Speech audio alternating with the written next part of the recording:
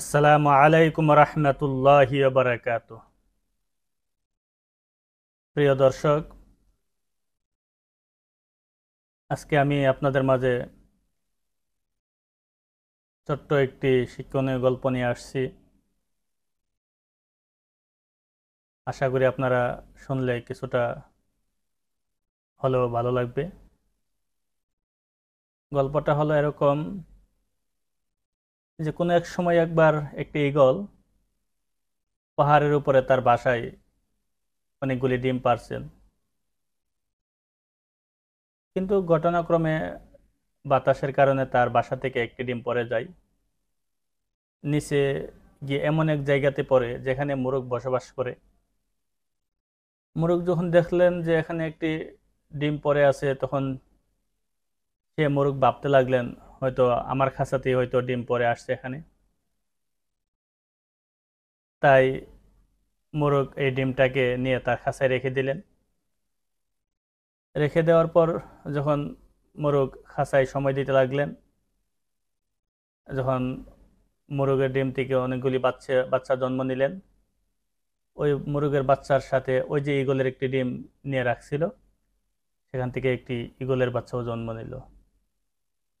জন্ম নেওয়ার পর থেকেই এই ঈগলের বাচ্চা মোরগের বাচ্চাদের সাথে বসবাস করতে লাগলেন, তাদের সাথে চলাফেরা, তাদের সাথেই বিচরণ, তাদের সাথে আহার, সবকিছুই তাদের তাদের সাথে ওঠা বসা।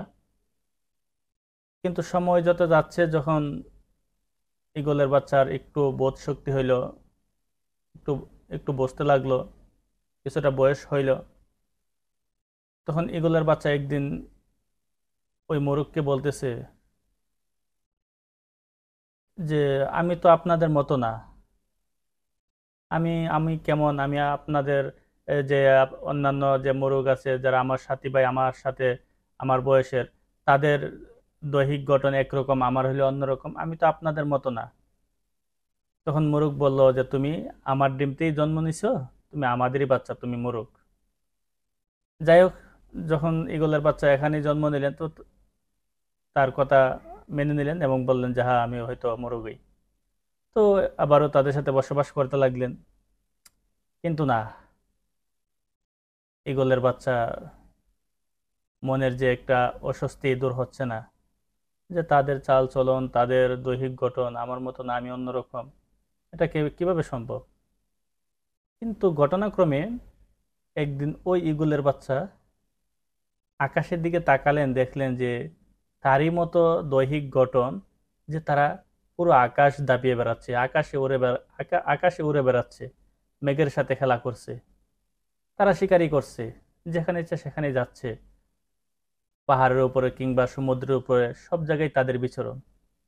তখন সে এগুলোর বাচ্চা মনে মনে ভাবতে লাগলেন, আরে তারা তো আমার মতো, তারা আকাশে উড়তেছে, তারা আকাশে থেকে শিকার করতেছে, আমি পারবো না কেন? এই কথাগুলি গিয়ে সে মোরগকে বলল যে আমি তো দেখলাম, দেখতে আমার মতো, সবকিছু আমার মতো, তারা আকাশে উড়তেছে, উড়ে বেড়াচ্ছে, মেঘের সাথে খেলা করছে, শিকার করছে, আমি পারবো না কেন? তখন ওই মোরগ বলল, আরে ওরা তো ঈগল, আর তুমি তো আমাদের কাছে জন্ম নিছো, আমাদের সাথে, তুমি মোরগের বাচ্চা, তোমার কাজই হলো আমাদের সাথে থাকা, আমরা যেভাবে বিচরণ করি আমাদের সাথে বিচরণ করা, আমাদের সাথে আহার করা, বাস। ঈগলের বাচ্চা বুঝে নিলেন এবং মেনে নিলেন, আচ্ছা ঠিক আছে।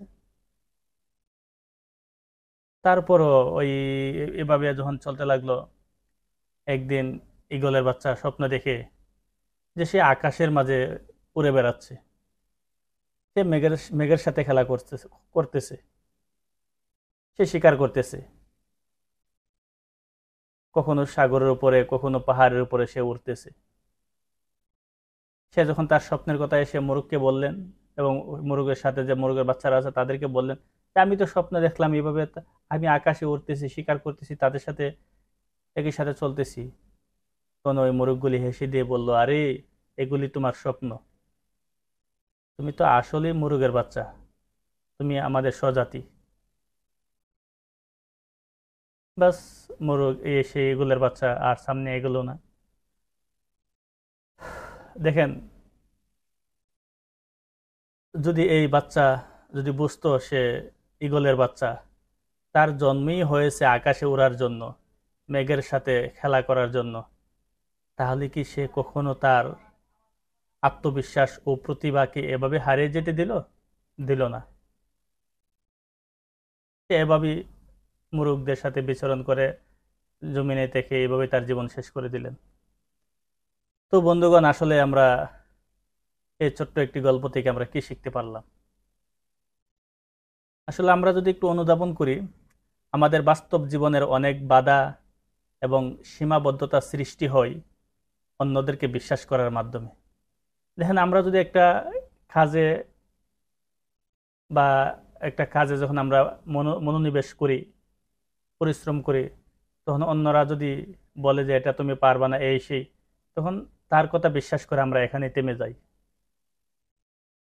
দেখেন, তুমি যদি তোমার নিজের অন্তরে থাকা সেই ঈগলকে চিনতে পারো, তাহলে তুমি তোমার স্বপ্নকে বাঁচাতে পারবে। তুমি যদি বিশ্বাস করো তুমি পারবে, তাহলে তুমি হয়ে উঠবে আল্লাহ তাআলার দেওয়া মহৎ সম্ভাবনার প্রতীক। তাই তুমি কখনো ওই মুরগের মতো করে ভেবো না। আসো, ঈগলের মতো করে স্বপ্ন দেখো এবং স্বপ্নর পিছনে ছুটে যাও। নিজের গন্তব্য পৌঁছানো অবধি বিরতিহীনভাবে চলতে থাকো, থেমে যেও না। নিজেকে আলোকিত করো, নিজেকে তুলে ধরে আকাশের সুউচ্চতায় পৌঁছে যাও। তোমার স্বপ্ন, তোমার সফলতা তোমার জন্যই অপেক্ষিত। দেখেন, সফলতা এটা চেষ্টা আর পরিশ্রম ছাড়া আসে না। তাই তো আল্লাহ পাক রব্বুল আলামিন মহাগ্রন্থ আল কোরআনে বলেছেন, ওয়া আল্লাইসা লিল ইনসানি ইল্লা মা সাআ, যে মানুষ তো তাই পাবে যা নিয়ে সে চেষ্টা করে। তাহলে বোঝা গেল সফলতার জন্য চেষ্টা অবশ্যই করতে হবে, থেমে গেলে হবে না। এবং আল্লাহর উপর সম্পূর্ণ ভরসা রাখতে হবে যে তোমার দ্বারা সম্ভব। এজন্য তো আল্লাহ তাআলা বলছেন, ওমাইয়া তাওয়াক্কাল আলাল্লাহি ফাহুয়া হাসবুহু, যে যারা আল্লাহ তাআলার উপর চেষ্টা করে কাজ চালিয়ে যায়, আল্লাহ তাআলাই তাদের জন্য যথেষ্ট। তাই আসুন, আমরা আমাদের স্বপ্ন দেখার মাঝপথে থেমে যাব না। ইনশাল্লাহ আমরা যদি আমাদের পরিশ্রম চালিয়ে যাই, আমাদের সাধনা চালিয়ে যাই, তাহলে আসুন ইনশাল্লাহ আমরা আমাদের স্বপ্নকে বাস্তবায়ন করার জন্য চেষ্টা চালিয়ে যাই। আল্লাহ তাআলা ইনশাল্লাহ আমাদেরকে সেই গন্তব্য পর্যন্ত পৌঁছে দিবেন। সকলেই ভালো থাকবেন, সুস্থ থাকবেন।